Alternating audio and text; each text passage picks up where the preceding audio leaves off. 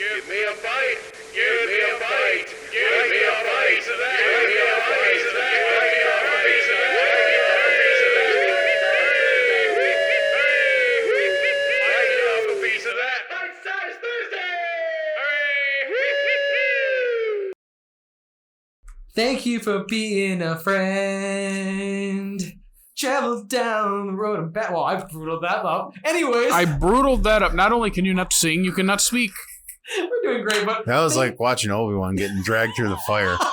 Spoiler alert. I knew the first line, and then I screwed up. Anyway, welcome. It's Bite-Sized Thursday, and it's a good Bite-Sized Thursday, ladies and gentlemen, because the Golden Girls... We are bringing Jaredatric Month into its fourth week? Fourth week. We went through the 50s, then the 60s, then the 70s, and now we're in the 80s. One of the worst decades ever.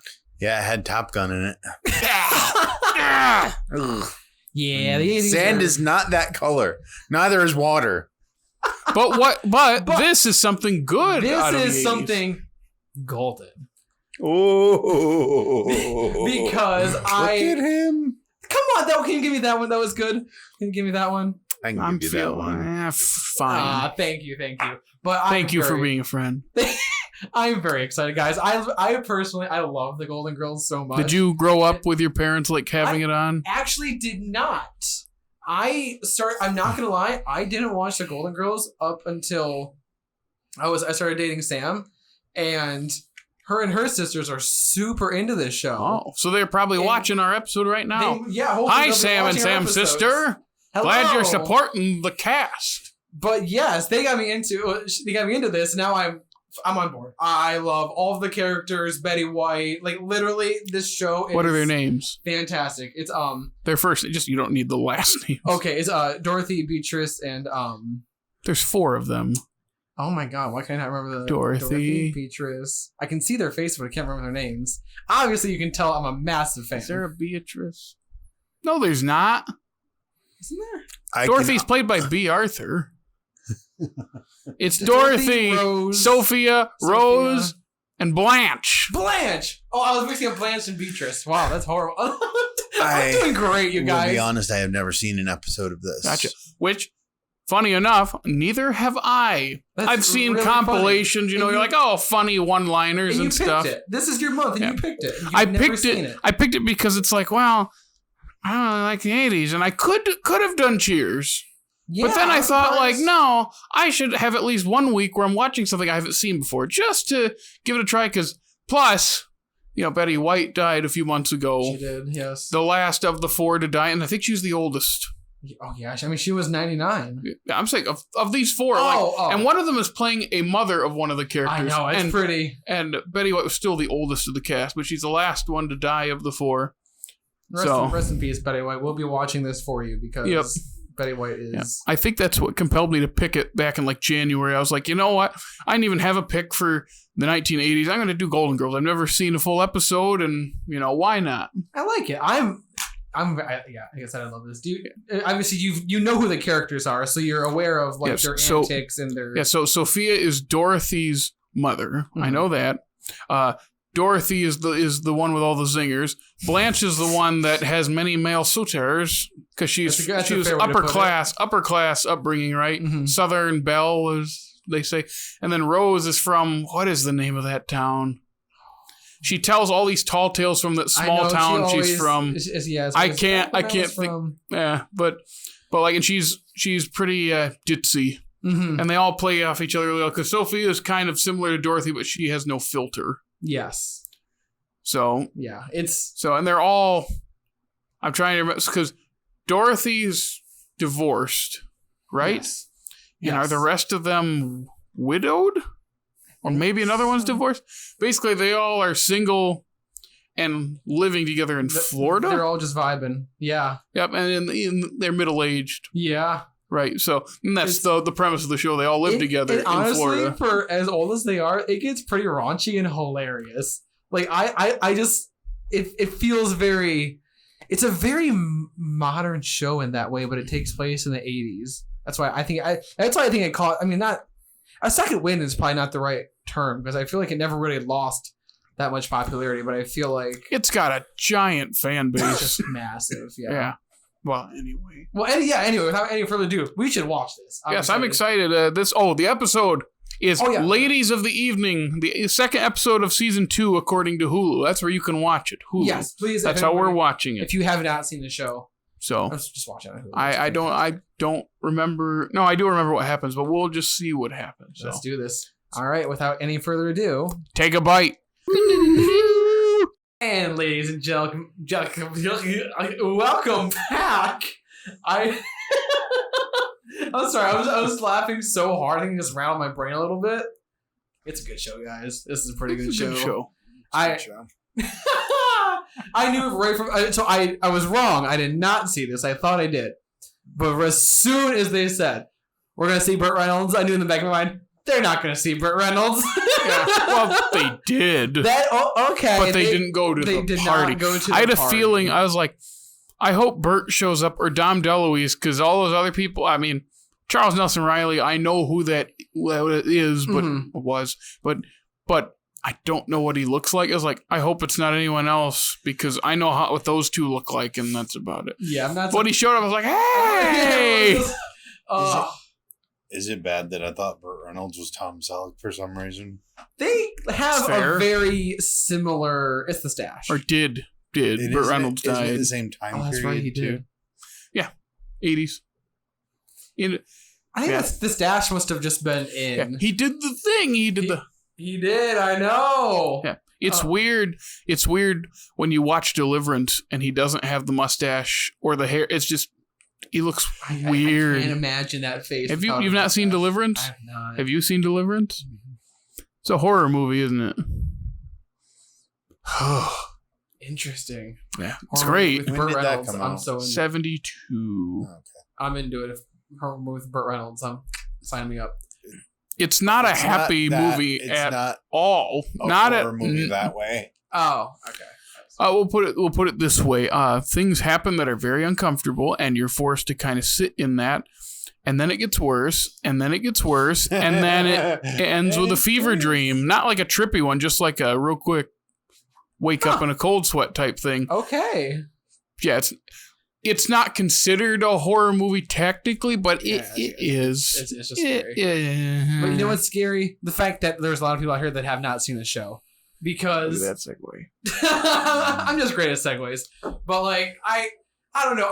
The fact that this came out in the 80s just it surprises me because the amount of spice, the spiciness that is thrown feels like it's like from nowadays. Like the constant just like the one-liners. The one-liners are so good in this. Like in everything, like when Rose is telling her story about being a butter queen, like that's hilarious. I thought the Gone with the Wind joke was pretty funny. The Gone with the Wind. I was like, no, Blanche, no.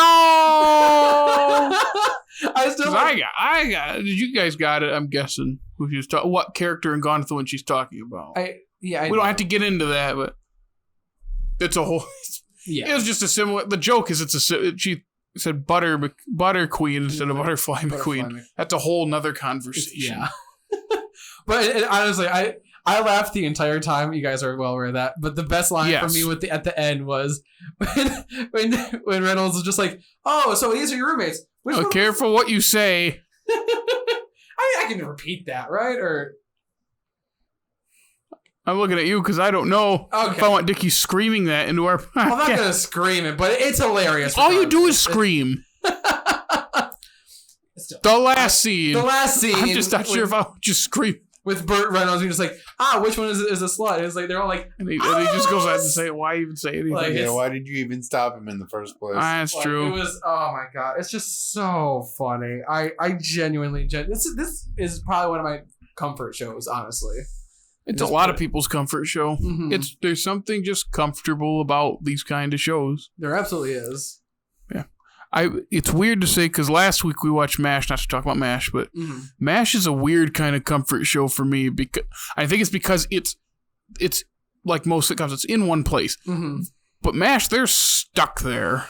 Yes. And it's not a comfortable comfort show, if that makes sense. It's just everything is always the same. Oh, we get to tune in to see what hijinks they're up to this week in the camp. And I think that's what the comfort of that is, because the actual stuff that happens isn't comforting. Right. Whereas this, they go all around instead of being confined to one area, but it's the friendship that's comforting. Yeah, and they get put in jail for a night because they were arrested with all the other prostitutes. Like that, like it's so like that's the other thing is the situation. Like, and I think this is obviously just from the idea of the show in general is putting the three old ladies in these kind of situations. It's just right for humor, especially when you get this kind of like talent, like the acting, like Betty White, and I'm blanking right now on B. Arthur. I know it's one of them. B. Arthur, Estelle Getty, and is it Rue McClanahan? Maybe. Yeah. But no, it is. Yeah. Okay. Then I just they're all so good at delivering. It's the chemistry. Exactly, it's the chemistry.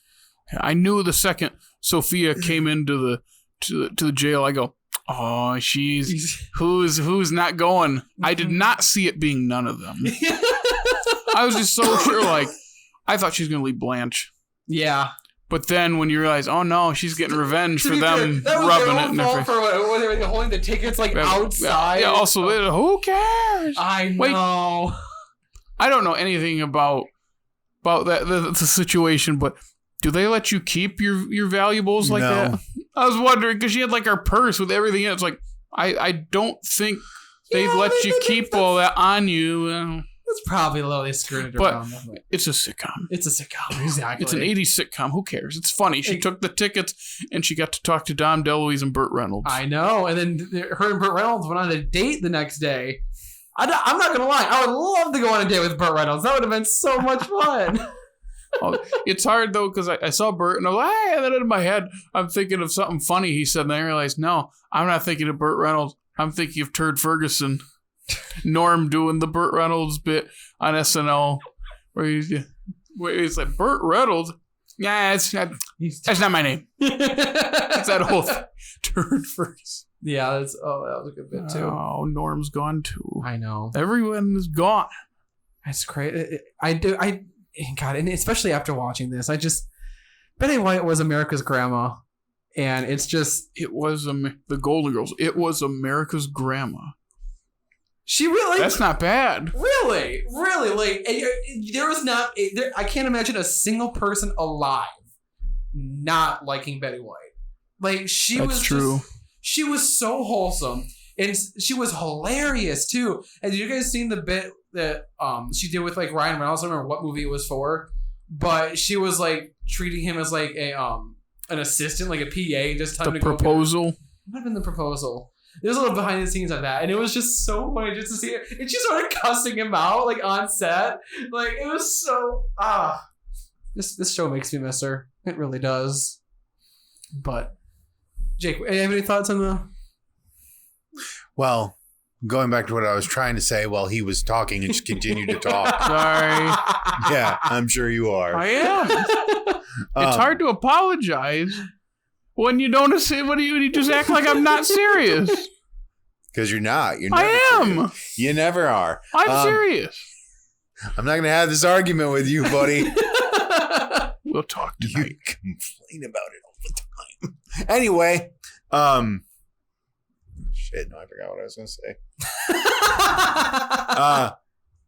I think it's a comfort show because you know that it's going to end the same place that it began and everyone's going to be okay. Mm-hmm. Shows like this don't have any stakes and we're okay with that until you get to shows written by Chuck Lorre. And then it gets a little bit frustrating. And you get pianos dropped on you. Oh, no. Oh, no. I know I've never seen a full episode of that show, but I know about that. That is honestly the greatest way to get rid of that character, but that's a whole other. I think that was the last scene of the show. It was. No, it like pans back to like Chuck Lorre, like looking back at the camera, like. And then the piano falls on him. No. Oh, I thought it definitely falls on Charlie Sheen. I know, but I thought there were two pianos. Was there? I thought it was just the one. We might have to watch the scene after we finish. I don't remember. You don't have to drop any pianos on any of the Golden Girls. They're all saints. It's funny. You can see another sitcom that defined the genre and redefined the genre. Absolutely. I thought I read or saw something somewhere where it's like, I think it was because of when Betty White had passed. It was something about it speaks to so many people because it shows relatable characters that we usually don't see as main characters in shows because they're middle-aged single women. There's my phone. Stop. Oh, no, that's awkward. Yeah. Jared, all we ask is that you be professional on this show. Yeah, I thought it said 3 minutes. I guess that was 30 seconds. Great. Now I feel like Dickey. I was like, yeah, you're great at reading, aren't you? Yeah, but that's a digital clock. If it was a normal clock, I mean, we should probably just do the outro because we are at 18 minutes.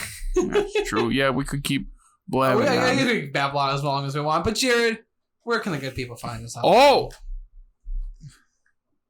You can follow us on Facebook, Twitter, and Instagram. We're not as funny as Betty White, not even close. But if you want to see something pretty funny, you can go to our TikTok. What was that pause? I'm waiting for him to say his name. Wait. He just looked at me. What's funny? Our TikTok. What's that? Oh. Well, I don't know about the guy running it, but the product, the output's pretty decent. It's pretty funny. My God. Hold on. I gotta look. Add all Slate Media on TikTok. Yep. All right.